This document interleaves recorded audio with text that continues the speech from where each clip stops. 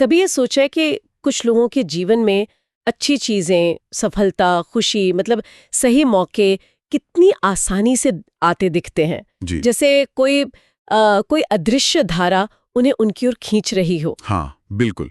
और वहीं दूसरी तरफ बहुत से लोग हैं जो दिन रात मेहनत करते हैं, पर लगता है जैसे हर मोड़ पर कोई ना कोई रुकावट है, कोई संघर्ष है। एग्जैक्टली हम्म। तो आज हम जिस सामग्री का विश्लेषण कर रहे हैं हम्म। वो यही दावा करती है कि ये जो फर्क है ना, हम्म। ये सिर्फ किस्मत का खेल नहीं है। हाँ, वो कहती है कि ये हमारी अंदरूनी दुनिया का नतीजा है, हमारी सोच, हमारे विश्वास। और इसी को वो सामग्री नाम देती है प्रकटीकरण की शक्ति, या जिसे अंग्रेजी में पावर ऑफ मैनिफेस्टेशन कहते हैं। सही। तो आज हम इसी सामग्री की गहराइयों में उतरेंगे और मैनिफेस्टेशन की इस पूरी अवधारणा को समझने की कोशिश करेंगे, जैसा कि इन स्रोतों में बताया गया है।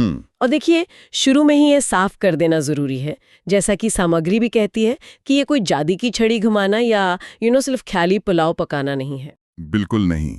ये एक प्रक्रिया है, एक सिस्टम है। हाँ, एक व्यवस्थित प्रक्रिया जिसमें सोच, भावनाओं और अपने कर्मों को मतलब एक्शंस को एक खास तरीके से अलाइन करने की बात कही गई है, ताकि हम अपनी मनचाही रियलिटी को शेप दे सकें। सही कहा। और आज की हमारी इस बातचीत का, इस विश्लेषण का लक्ष्य भी यही है कि स्रोत सामग्री में जो भी विचार दिए गए हैं उन्हें परत दर परत खोलें। देखें कि सामग्री के हिसाब से ये प्रोसेस काम कैसे करता है, इसके पीछे लॉजिक क्या है, मेन कंपोनेंट्स क्या हैं, और सबसे जरूरी, ये सिर्फ किसी चीज की इच्छा रखने से अलग कैसे है। हाँ, क्योंकि इच्छाएं तो सबकी होती हैं। एग्जैक्टली। स्रोत इसे सिर्फ इच्छा शक्ति नहीं मानता, बल्कि एक तरह का आप कह सकते हैं आंतरिक अनुशासन और संरेखण मतलब अलाइनमेंट मानता है। हाँ, और अक्सर यहीं से वो पहली मतलब बाधा शुरू होती है। सामग्री खुद मानती है कि मैनिफेस्टेशन शब्द सुनते ही कई लोगों के मन में पहला रिएक्शन यही होता है कि अरे ये तो कुछ हवाई बातें हैं। बिल्कुल, ख्याली पुलाव जैसा लगता है कई लोगों को। हाँ, और कुछ हद तक समझ भी आता है, क्योंकि ये हमारे सामान्य लॉजिक से थोड़ा अलग लगता है कि भाई सिर्फ सोच बदलने से बाहर की दुनिया कैसे बदल सकती है। सही बात है। और सामग्री इस आम धारणा को सीधे एड्रेस करती है। वो कहती कि ये पैसिव होकर मतलब निष्क्रिय होकर किसी चमत्कार का इंतजार करना नहीं है, जैसे लॉटरी लगने का वेट करना, बल्कि ये एक एक्टिव, एक सचेत प्रक्रिया है। सामग्री में लेखक अपने पर्सनल एक्सपीरियंस का भी जिक्र करते हैं। कोई बहुत डिटेल कहानी तो नहीं है, पर उनका ये कहना कि मैंने खुद इससे अपने जीवन में काम करते हुए महसूस किया है, इस आइडिया को थोड़ा वजन देता है। अच्छा, मतलब सिर्फ थ्योरी नहीं, प्रैक्टिकल एक्सपीरियंस भी। हाँ, वो इसे एक अनुभवजन्य प्रक्रिया के रूप में प्रस्तुत करने की कोशिश है। तो ये महसूस करने वाली बात क्या है? क्या ये सिर्फ पॉजिटिव थिंकिंग है, या जैसा स्रोत बता रहा है उससे कुछ ज्यादा गहरा है? ये अच्छा सवाल है, क्योंकि यहीं पर सामग्री उस पॉइंट पर आती है जिसे वो विज्ञान और मानसिकता का मेल कहती है। हालांकि वो इसे कोई हार्डकोर साइंटिफिक प्रूफ की तरह नहीं रखती, पर एक लॉजिकल सीक्वेंस सुझाती है। ओके। ये सीक्वेंस कुछ ऐसा है, हमारे जो प्रबल और लगातार विचार होते हैं वो हमारी भावनाओं को जन्म देते हैं या उन पर असर डालते हैं।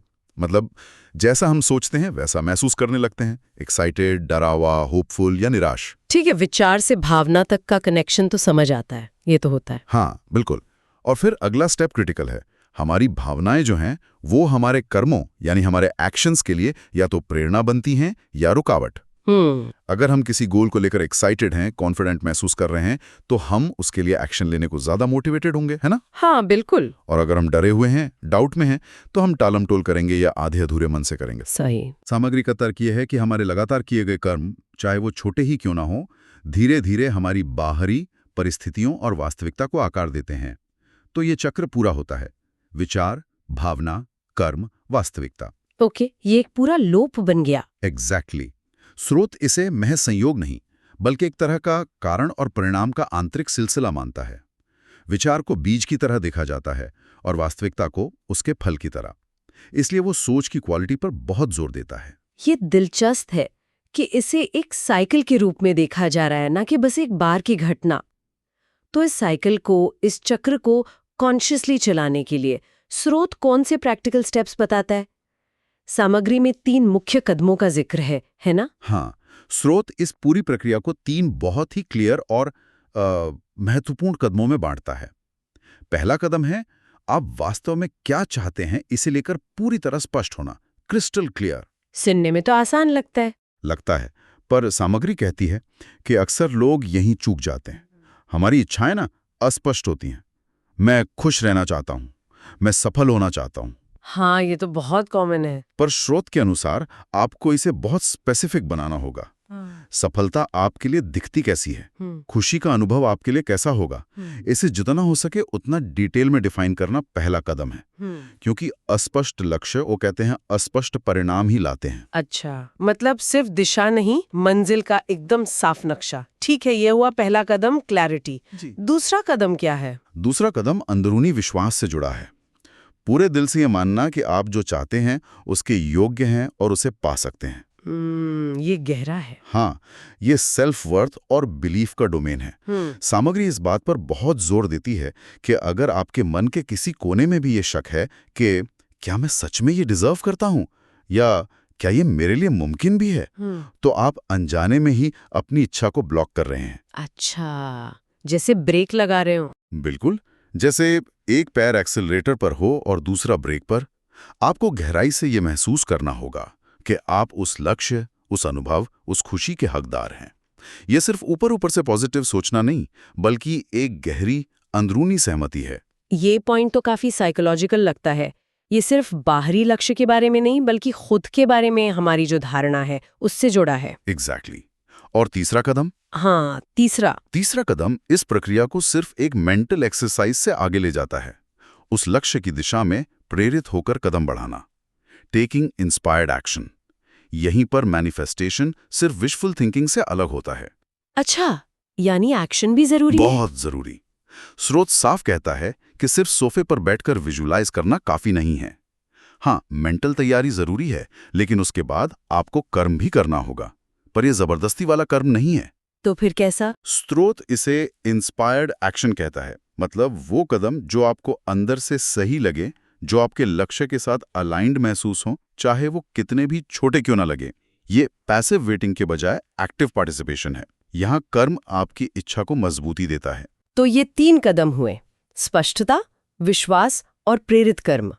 Clarity, belief, action. अब आपने विजुअलाइजेशन का जिक्र किया था। स्रोत सामग्री में इस पर काफी जोर है, खासकर फीलिंग्स को महसूस करने पर। इसके बारे में थोड़ा और बताएंगे? हाँ, विजुअलाइजेशन या मानसिक चित्रण को स्रोत एक बहुत पावरफुल टूल मानता है, लेकिन सिर्फ तस्वीर देखने से कहीं ज्यादा। स्रोत एक खास तरह के अभ्यास का वर्णन करता है। कैसा अभ्यास? इसमें आप अपनी आंखें बंद करके अपने मनचाहे लक्ष्य या वास्तविकता की कल्पना करते हैं। मान लीजिए वो एक सक्सेसफुल बिजनेस चलाना है, या एक हेल्दी बॉडी पानी है, या एक प्यार भरा रिश्ता है। लेकिन जो की पॉइंट है वो ये है कि इसे भविष्य की किसी धुंधली संभावना की तरह नहीं सोचना है। तो फिर कैसे सोचना है? स्रोत का निर्देश है, इसे ऐसे महसूस करना है जैसे ये अभी सच हो चुका है, राइट नाउ। ओह, प्रेजेंट टेंस में। हाँ, और यहीं पर भावनाओं का, फीलिंग्स का महत्व आता है। आपको सिर्फ उस सिचुएशन की तस्वीर नहीं देखनी, बल्कि उससे जुड़ी जो पॉजिटिव भावनाएं हैं उन्हें अपने अंदर जगाना और महसूस करना है। जैसे अगर लक्ष्य बिजनेस है तो सफलता का एहसास, ग्राहकों की संतुष्टि की भावना, फाइनेंशियल सिक्योरिटी का सुकून महसूस करना है। अगर लक्ष्य स्वास्थ्य है तो एनर्जी, ताजगी और सेहतमंद होने की खुशी को महसूस करना है। स्रोत कहता है कि ये भावनाएं, कृतज्ञता, खुशी, आत्मविश्वास, शांति, यही वो ऊर्जा या वाइब्रेशन है जो आपके लक्ष्य के साथ मैच करती हैं और उसे आपकी ओर अट्रैक्ट करती हैं। ये सिर्फ देखना नहीं, बल्कि उस वास्तविकता में इमोशनली जीना है, चाहे वो अभी फिजिकली मौजूद ना हो। ये वाइब्रेशन या ऊर्जा वाली बात थोड़ी सी एब्स्ट्रैक्ट लगती है। क्या स्रोत इसे और क्लियर करता है कि ये काम कैसे करता है? स्रोत इसे बहुत साइंटिफिक टर्म्स में नहीं बांधता, लेकिन इसका एसेंस ये है कि हमारी भावनाएं एक तरह की एनर्जी रेडिएट करती हैं। पॉजिटिव, हाई एनर्जी वाली भावनाएं जैसे प्यार, ग्रैटिट्यूड, खुशी एक अलग तरह का सिग्नल भेजती हैं, जबकि नेगेटिव, लो एनर्जी वाली भावनाएं जैसे डर, गुस्सा, जलन वो एक अलग सिग्नल भेजती हैं। स्रोत का तर्क है कि लाइक अट्रैक्ट्स लाइक, यानी समान ऊर्जा वाली चीजें एक दूसरे को आकर्षित करती हैं। अच्छा, लॉ ऑफ अट्रैक्शन जैसा? हाँ, काफी हद तक वैसा ही। तो जब आप अपने लक्ष्य से जुड़ी पॉजिटिव भावनाओं को लगातार महसूस करते हैं, तो आप उस लक्ष्य के वाइब्रेशन के साथ अलाइन हो जाते हैं, जिससे उसके मैनिफेस्ट होने की संभावना बढ़ जाती है। ये क्वांटम फिजिक्स के कुछ आइडिया से इंस्पायर्ड लगता है, हालांकि स्रोत इसे ज्यादातर स्पिरिचुअल और मेंटल लेवल पर ही रखता है। समझ गई। तो विजुअलाइजेशन सिर्फ तस्वीर बनाना नहीं, बल्कि उस वास्तविकता की फीलिंग को जीना है। अब इसे तीसरे कदम से यानी इंस्पायर्ड एक्शन से कैसे जोड़ा जाए? क्या ये दोनों साथ साथ चलते हैं? बिल्कुल। स्रोत के अनुसार ये एक दूसरे के पूरक हैं, कॉम्प्लीमेंट्री हैं। विजुअलाइजेशन और भावनाओं को महसूस करना आपकी इंटरनल स्टेट को बदलता है, आपके वाइब्रेशन को रेज करता है और आपको विश्वास दिलाता है कि लक्ष्य संभव है। ये हुई मेंटल और इमोशनल तैयारी। ठीक है। और जब आप इस स्टेट में होते हैं तो इंस्पायर्ड एक्शन के लिए आइडियाज या मौके ज्यादा नेचुरली आते हैं। आपको अचानक किसी से बात करने का मन कर सकता है, कोई नई चीज सीखने की इच्छा हो सकती है, या कोई छोटा सा कदम उठाने का इंट्यूशन हो सकता है जो आपको आपके लक्ष्य के करीब ले जाए। अच्छा, मतलब एक्शन खुद ब खुद सूझने लगता है। हाँ, वो एक्शन जोर जबरदस्ती वाला नहीं लगता, बल्कि सही और सहज महसूस होता है। तो विजुअलाइजेशन आपको तैयार करता है और प्रेरित कर्म आपको आगे बढ़ाता है। दोनों जरूरी हैं। इसी सिलसिले में स्रोत एक 30 दिन के अभ्यास का भी सुझाव देता है ना? वो क्या है और उसका मकसद क्या है? हाँ, स्रोत एक प्रैक्टिकल 30 दिन की चुनौती या अभ्यास का प्रस्ताव रखता है ताकि इन प्रिंसिपल्स को रोजमर्रा की जिंदगी में उतारा जा सके। इसका मकसद इन आइडियाज को सिर्फ जानना नहीं, बल्कि आदत में बदलना है। ओके, क्या करना होता है इसमें? इसके मुख्य हिस्से कुछ इस तरह हैं। पहला, हर सुबह स्पष्ट इरादा तय करना। उठने के बाद कुछ मिनट निकालकर अपने मेन गोल पर फोकस करना और उसे क्लियरली डिफाइन करना। दूसरा, विजुअलाइजेशन और भावनाएं। फिर उस लक्ष्य को ऐसे विजुअलाइज करना जैसे वो अभी सच हो चुका है, और उससे जुड़े पॉजिटिव फीलिंग्स, ग्रैटिट्यूड, खुशी, सक्सेस का एहसास को गहराई से महसूस करना। कम से कम 5-10 मिनट इसके लिए देना। रोज? हाँ, रोज। तीसरा, सकारात्मक पुष्टि, एफर्मेशंस। लक्ष्य को प्रेजेंट टेंस में पॉजिटिव वाक्यों के रूप में बोलना या लिखना, जैसे मैं आर्थिक रूप से समृद्ध हूं या मेरा स्वास्थ्य हर दिन बेहतर हो रहा है, बजाय इसके कि मैं अमीर बनूंगा या मैं स्वस्थ होना चाहता हूं। ये प्रेजेंट टेंस वाली भाषा विश्वास को मजबूत करती है। चौथा, प्रेरित कर्म। दिन भर में उस लक्ष्य से संबंधित कम से कम एक छोटा प्रेरित कदम उठाना। ये कुछ भी हो सकता है, एक ईमेल भेजना, कोई जानकारी खोजना, किसी से मिलना, कोई नया स्किल सीखना शुरू करना। इंपॉर्टेंट ये है कि ये कदम अंदर से इंस्पायर्ड महसूस हो। ओके, और आखिरी? और पांचवा, कृतज्ञता। दिन के अंत में उन सभी अच्छी चीजों के लिए ग्रैटिट्यूड एक्सप्रेस करना जो आपके पास पहले से हैं, और उन संकेतों या अवसरों के लिए भी जो आपको अपने लक्ष्य की ओर बढ़ते हुए दिख रहे हैं, चाहे कितने भी छोटे क्यों न हो। ये तो काफी स्ट्रक्चर्ड लगता है, 30 दिन का पूरा रूटीन। और स्रोत का दावा क्या है? 30 दिन तक ऐसा लगातार करने से क्या होता है? स्रोत का दावा है कि जब कोई व्यक्ति इस तरह 30 दिनों तक लगातार अपनी सोच, भावनाओं और कर्मों को अपने लक्ष्य के साथ अलाइन रखता है, तो उसे बाहरी दुनिया में बदलाव दिखने शुरू हो जाते हैं। सच में? कैसे बदलाव? ये बदलाव छोटे हो सकते हैं, जैसे सही जानकारी का मिलना, किसी हेल्पफुल इंसान से मुलाकात हो जाना, कोई अनएक्सपेक्टेड मौका आ जाना, या बड़े भी हो सकते हैं। स्रोत इसे ऐसे बताता है जैसे ब्रह्मांड या जीवन आपकी इस बदली हुई अंदरूनी अवस्था पर रिस्पॉन्ड करना शुरू कर देता है। वो सिचुएशंस और रिसोर्सेज आपकी ओर अट्रैक्ट होने लगते हैं जो आपके लक्ष्य को पाने में मदद करें। ये ब्रह्मांड रिस्पॉन्ड करता है वाली बात फिर से थोड़ी मिस्टीरियस लगती है। हाँ, लगती है, लेकिन इसे कम रहस्यमयी ढंग से भी देख सकते हैं। कैसे? देखिए, जब आप किसी लक्ष्य पर बहुत क्लियरली फोकस्ड होते हैं, उस पर यकीन करते हैं और पॉजिटिव फीलिंग्स के साथ उससे जुड़े एक्शन लेते हैं, तो आप नेचुरली उन अवसरों को देखने और पकड़ने के लिए ज्यादा तैयार हो जाते हैं जो शायद पहले आपकी नजर से चूक जाते हैं। अच्छा, मतलब आपका ध्यान बदल जाता है। हाँ, आपका फोकस शार्प होता है, आपकी मोटिवेशन हाई होती है और आप ज्यादा क्रिएटिव और रिसोर्सफुल महसूस करते हैं। तो शायद ब्रह्मांड रिस्पॉन्ड करने के बजाय आप खुद दुनिया के साथ ज्यादा इफेक्टिवली इंटरैक्ट करने लगते हैं। स्रोत दोनों तरह की व्याख्याओं की गुंजाइश छोड़ता है, एक थोड़ी स्पिरिचुअल, दूसरी ज्यादा साइकोलॉजिकल। ये एक्सप्लेनेशन ज्यादा प्रैक्टिकल लगता है। अब हम इस चर्चा के शायद सबसे गहरे पॉइंट पर आते हैं।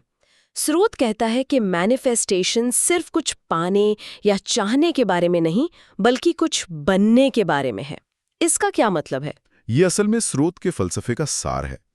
सामग्री का तर्क है कि हम अक्सर बाहरी चीजों पर फोकस करते हैं, पैसा, सक्सेस, रिलेशनशिप ये पाएं वो पाएं। हाँ, गोल्स तो बाहरी ही होते हैं ज्यादातर। सही। लेकिन हम ये नहीं समझते कि उन चीज़ों को अट्रैक्ट करने और संभालने के लिए हमें अंदर से कैसा इंसान बनना होगा। मिसाल के तौर पर, अगर कोई बहुत सारा पैसा चाहता है लेकिन अंदर से पैसे को लेकर डर या कमी की भावना रखता है या उसे संभालने की जिम्मेदारी से घबराता है, तो वो अनजाने में ही उसे दूर धकेल रहा है। अच्छा, तो बनने का मतलब है उस लक्ष्य के हिसाब से अपनी अंदरूनी हालत को ढालना। बिल्कुल।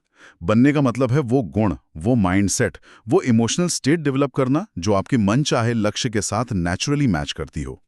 अगर आप एक सफल उद्यमी बनना चाहते हैं तो आपको सिर्फ सफलता की इच्छा नहीं करनी, बल्कि एक सफल उद्यमी की तरह सोचना, महसूस करना और एक्ट करना सीखना होगा। जैसे कि क्रिएटिविटी, रिस्क लेने की क्षमता, दृढ़ता, प्रॉब्लम सॉल्विंग एटीट्यूड अपनाना होगा। जब आपकी पहचान, आपकी आइडेंटिटी आपके लक्ष्य के साथ अलाइन हो जाती है, जब आप अंदर से वो इंसान बन जाते हैं जो उस लक्ष्य को नेचुरली अट्रैक्ट और मैनेज कर सके, तब स्रोत के अनुसार आपको चीजों का पीछा नहीं करना पड़ता। वो खुद आती हैं। हाँ, वो आपकी ओर खुद खिंची चली आती हैं, क्योंकि अब आप उनके लिए एक नेचुरल कंटेनर बन गए हैं, एक पात्र बन गए हैं। तो ये प्रक्रिया बाहरी परिस्थितियों को बदलने से पहले खुद को बदलने पर जोर देती है। हाँ, यही सेंट्रल आइडिया है। स्रोत इसे बार बार क्लियर करता है। ये कोई बाहरी जादू या शॉर्टकट नहीं है।